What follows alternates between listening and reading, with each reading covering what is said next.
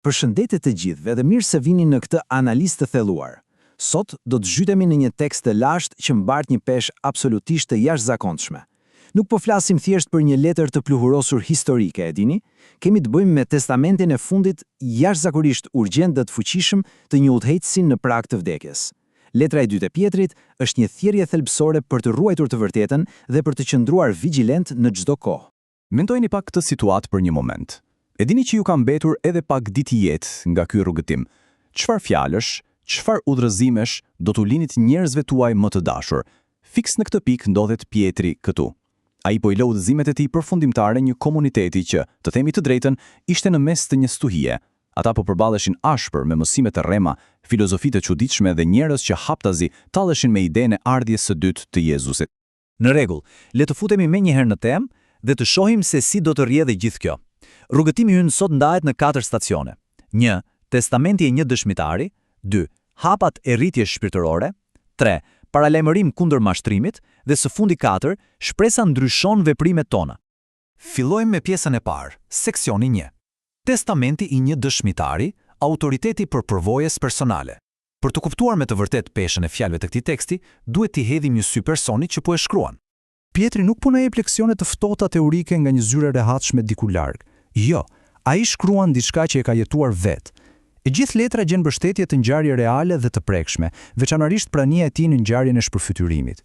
Imagjinoni këto letra që kalonin dorë më dorë, të fshehura nëpër rrugët e rrezikshme të shekullit të parë, duke mbartur një mesazh shumë të thjeshtë por bombastik. Unë isha aty, sytë e mi e pan. Kjo dëshmi e gjallë është themeli i pathyeshëm i gjithë këtyre udhëzimeve. Tani, ajo që është vërtet magjepse në këtë slajd është pikërisht ky kontrast absolut. Citoj, ne nuk ndoqëm fabula të sajuara, por ishim dëshmitar okular. Pjetri fshin me një të rënd të lapsit çdo lloj miti apo përrall të trilluar dhe e ankoron gjithë këtë ekskluzivisht mbi fakte reale. Kalojmë te pika numër 2, seksioni 2. Hapat e rritjes shpirtërore, besimi nuk është statik. Sepse logjika këtu është e pamëshirshme. Nëse ajo dëshmi është e vërtet, atëherë si duhet ta jetojmë ne? Dhe përgjigja është që besimi i vërtet duhet të mbrohet dhe të zhvillohet pa ndërprerje. Shikoni pak të varg, fjalët këtu janë thjesht brillante. Shtoni në besimin tuaj virtytin, dhe në virtyt një urinë. A e shihni si e ngre situatën? Besimi nuk është thjesht një bilet statike që e fute në xhep, u ule në karrige dhe the mbaroi puna ime. Përkundrazi, është një thirrje për aksion, një proces totalisht i vazhdueshëm i formimit karakterit. Le të kalojmë më tej dhe të shohim se si ndërtohet kjo shkallë e zhvillimit hap pas hapi. Fillohet me besimin, në rregull, por ai besim ka nevojë urgjente për virtyt praktik. Virtyti drejtohet nga njohuria. Njohuria na sjell te vetë kontrolli përballë dëshirave tona impulsive. Më pas, vetë kontrolli ushqen durimin kur gjërat vështirësohen. Durimi prodhon përkushtimin ndaj Perëndisë, dhe theksi i fundit kur urrëzimi i gjithçkaje është dashuria hynore. Është fjalë për fjalë një recete përsosur për rritje. Seksioni i 3. 3. Paralajmërim kundër mashtrimit. Nevoja për discernim shpirtëror. Tani po futemi te rreziqet, sepse që karakteri të zhvillohet, patjetër që duhet të mbrohet nga gjërat e jashtme. Teksti këtu heq dorezat dhe flet troç. Do të ketë mes jush mësues të rrem, nuk flet për një ndoshta miq. Ky është një alarm i kuq. Këta individ do ta shtrembrojnë të vërtetën dhe do ta përdorin besimin si një biznes fitimprurës për para ose pushtet. Dhe çfarë lëm pas? Vetëm konfuzion të pastër. Dhe ky krahasim këtu përballë është zemra e dallueshmërisë. Në të majt keni dëshminë reale dhe të vërtetën absolute të fjalës, atë që të ndërton vërtet. Në të djaft keni fabulat e sajuara, broçkullat që shërbejnë vetëm për të mbushur xhepat atyre që i thon. Ky është fiks filtri që na duhet të gjithëve për të peshuar çdo mesazh që na serviret. Arrim kështu te pjesa e fundit, seksioni 4, shpresa ndryshon veprimet tona, të jetosh në dritën e ardhjes së dytë.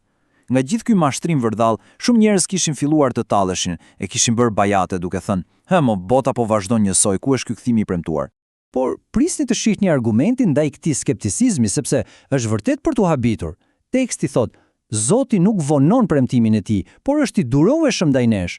Ajo që njerëzit duke parë orën e tyre të vogël e mendonin si vonesë, autori e quan durim dhe dashuri, është një akt mrekullibrës i Perëndisë thjesht për t'u dhënë më shumë mundësi njerëzve që të gjejnë shpëtimin. Dhe këtu arrim te thelbi praktik. Të presësh atë përjetshmëri Nuk do të thot absolutisht të qëndrosh i pa lëvizur e të presh që gjërat të ndodhin. 0. Shpresa kërkon veprim. Ajo kërkon që pikërisht sot, në jetën e përditshme, ne të jetojmë në mënyrë aktive, në shenjtëri, pastërti dhe në një përgatitje të vazhdueshme shpirtërore. Pra, pika thelbësore se si i mbledhim të gjitha këto së bashku është kjo. Së pari, besimi duhet jetë në rritje konstante, s'ka pauzë. Së dyti, kërkohet një vigjilencë e nivelit maksimal për të mos u mashtruar nga fjalimet të bukura. Së treti, fjala e Zotit është i vetmi themeli pa lëkundur për të testuar të vërtetën. Dhe e fundit, mbajtja e një perspektive të përjetësisë është ajo që realisht e modelon karakterin tuaj sot.